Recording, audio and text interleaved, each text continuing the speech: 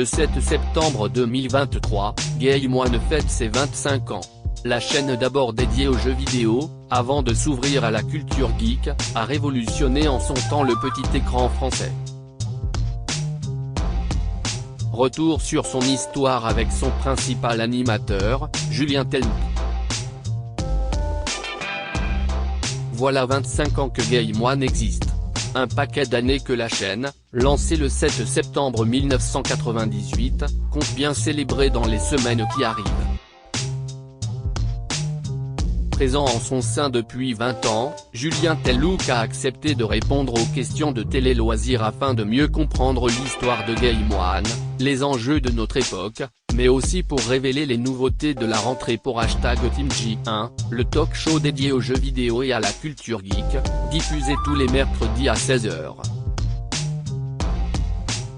En compagnie de ses chroniqueurs, celui qui évolue aussi sur Fun Radio revient chaque semaine sur l'actualité de la pop culture.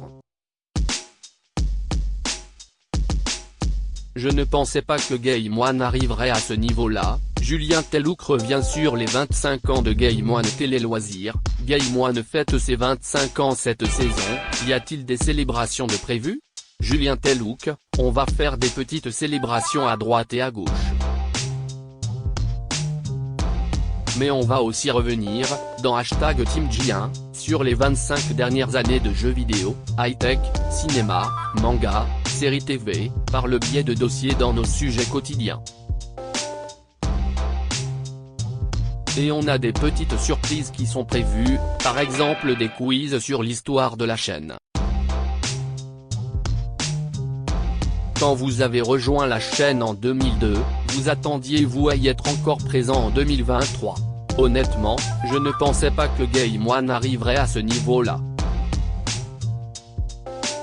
Je savais que c'était l'avenir, qu'il y avait un domaine où le jeu vidéo allait grandir, mais pas à ce point-là. Sur les 25 dernières années, il y a eu des consoles qui ont été des tournants dans l'histoire, notamment chez Nintendo avec la DS et la Wii, qui ont beaucoup contribué à démocratiser le jeu vidéo. La longévité de Game One, CEST en partie grâce à des constructeurs comme ça, mais aussi grâce à la PlayStation, où le jeu vidéo est devenu autre chose qu'un loisir pour enfants. On peut aussi citer des jeux comme Fortnite ou League of Legends. Game One, on est au début une chaîne dédiée aux jeux vidéo, on s'est ensuite ouvert à la pop culture. CEST une chaîne qui a changé avec le monde, on s'est adapté aux réseaux sociaux, à l'émergence de YouTube. L'iPhone a aussi eu un impact, car du jour au lendemain, il y a eu un nouveau support, le jeu sur mobile, qui devient très populaire. Avec du recul, on s'est adapté. Est-ce qu'on aurait pu prévoir tout ça? Non. Quand j'ai signé, moi je me suis dit que j'allais rester 1 ou 2 ans. Les changements éditoriaux étaient-ils nécessaires pour assurer la survie de la chaîne? Ce n'était pas pour la survie, mais pour être dans le bon tempo. À un moment donné, si on avait fermé les yeux sur ce qui était en train de se passer autour de nous, on aurait été has-beené en décalage total avec notre public. Il ne fait pas que jouer aux jeux vidéo, il suffit de faire le bilan. One Piece, qui a été diffusé sur Game One, aujourd'hui, CEST a un succès planétaire.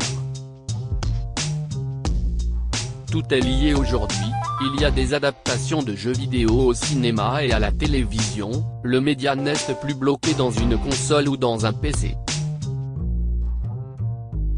La culture gaming a aussi évolué dans ce sens et est allée dans d'autres domaines, comme le milieu artistique, avec Orelsan, qui multiplie les références aux jeux vidéo dans ses chansons. Ce n'était donc pas pour sauver la chaîne. Nos téléspectateurs ont de nouveaux usages. Comment expliquez-vous que Game One soit la seule chaîne généraliste dédiée aux jeux vidéo? Il y en a d'autres, comme Jinx TV, Nolif ou MGG TV par le passé, mais on a été la première au monde. Pour le comprendre, il faut revenir 25 ans en arrière, lorsque Game One a été créée et a été décrite comme le MTV du jeu vidéo, mais comme MTV qui n'est pas qu'une chaîne musicale, Game One propose depuis sa création des animés, des émissions cinéma ou encore de BD. On a toujours été dans une ouverture assez importante, mais si on compare aux médias traditionnels, il y a eu des essais, comme le journal des jeux vidéo sur Canal+, présenté par Fred Moulin, mais les chaînes voyaient le média comme segmentant. Je pense que si est générationnel, aujourd'hui, plus de 50% de la population française joue aux jeux vidéo, et dans quelques années, on va se retrouver avec plus de 70% de joueurs, et qu'on va arriver à ce que TF1, France 2, M6, vont devoir parler à ce public-là. L'âge moyen du joueur est de 39 ans, celui des chaînes traditionnelles est beaucoup plus élevé. On peut dire que Game One a une histoire pleine de rebondissements, pression de son actionnaire, infogrames, jusqu'en 2003, puis difficultés financières, et enfin intégration au groupe Paramount. Est-ce que l'herbe est désormais plus verte aujourd'hui? Je n'ai pas subi de pression particulière à l'époque. Quand on était détenu par Infogrames, ça se passait plutôt bien, on avait de très bonnes audiences à l'époque, et du jour au lendemain, on nous a dit qu'on allait peut-être se faire racheter, et si est-il là que MTV est arrivé, via le groupe Viacom, devenu Paramount, note de la rédaction. On s'est alors davantage professionnalisé. Mais ça n'a pas empêché pour Game One de conserver une âme, et tous mes collègues sont imprégnés de ça.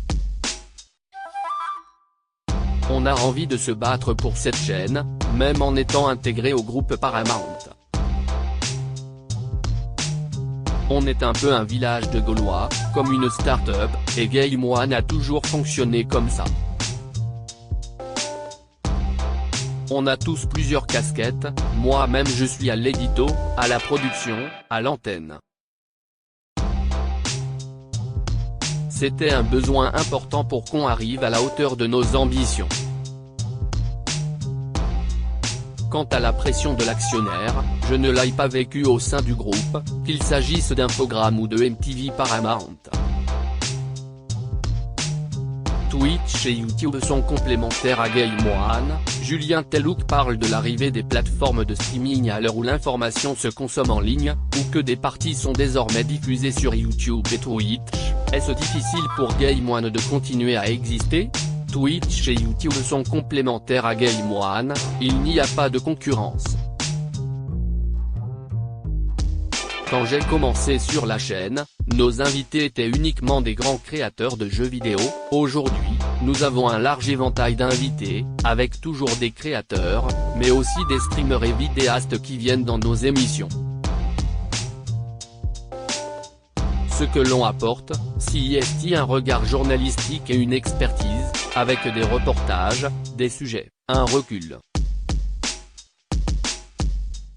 On n'est pas vraiment la télé, on n'est pas vraiment Internet, on est le lien entre les deux, c'est pour ça qu'il y a des influenceurs qui sont contents de venir, car la plupart du temps ils vont refuser les interviews dans les vraies télés. Il y a un fossé entre les streamers et youtubeurs, surtout depuis l'interview de Squeezie par Thierry Ardisson. Quelles sont les nouveautés de #TeamG1 cette saison? Sur #TeamG1 cette saison, on va essayer de remercier nos téléspectateurs, qui ont été nombreux, au maximum en multipliant le budget cadeau. Après la période du Covid où notre public nous a beaucoup regardé, mais où nous n'avions pas beaucoup de levier pour les récompenser pour leur fidélité, on va faire bien mieux cette saison avec des bornes d'arcade aux couleurs de la chaîne et signées par l'équipe.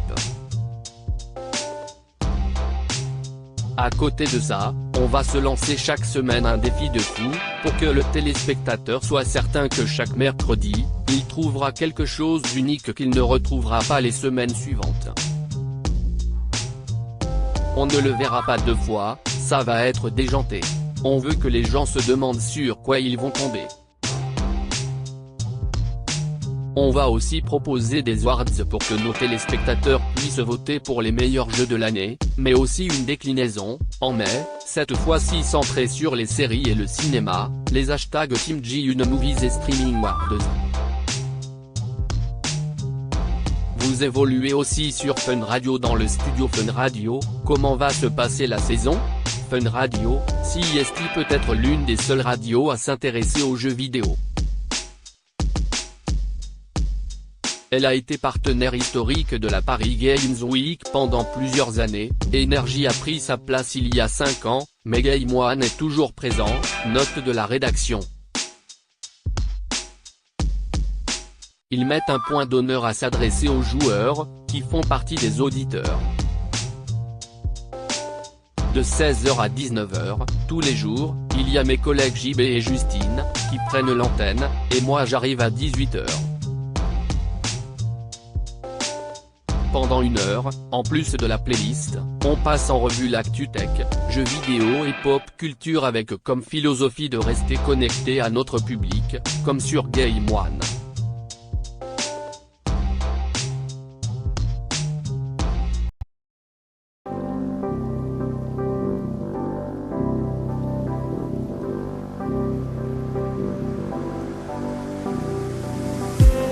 I just need